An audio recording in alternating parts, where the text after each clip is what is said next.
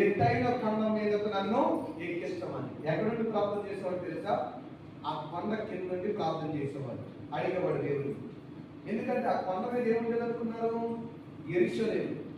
యెరూషలేము రాజు కాదు, సౌలు పరిపాలన చేసేవాడు అన్నమాట. సౌలు రాజు. ఆయన అడిగేవాడు.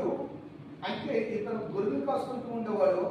కానీ ఇతను ఆశయం ఉండేదంటే ఎప్పటికైనా నేను కూడా ఒక రాజు అవ్వాలి, నేను కూడా ఒక రాజు అవ్వాలి. అందుకు ఏమడిగేవాడంటే, ఎక్కలేని ఆ ఎత్తైన కొండ మీద నన్ను ఎక్కించు ప్రభా, నేను ఎక్కలేనవాడు. ఎందుకంటే రాజు అవ్వాలంటే మాటలు కాదు. దావీదు తాత కానీ తల్లిదండ్రులు కానీ ఎవరో కూడా రాజులు కానీ ఏమీ లేదు. కానీ రాజుకు అవ్వాలని దావీదుకు మాత్రం ఆశ ఉండే. దేవుడిని అడిగేవాడు, అయ్యో అది నేను ఎక్కాలంటే నా తరం కాదు, నా తల్లిదండ్రుల తరం కాదు, నా పితరుల తరం కాదు, కానీ నువ్వు ఎక్కించగలవు ప్రభా, ఎప్పటికైనా నన్ను అక్కడికి ఎక్కించవా, ఎక్కలే నా కొండ మీద కానీ ప్రార్థన చేసేవాడు.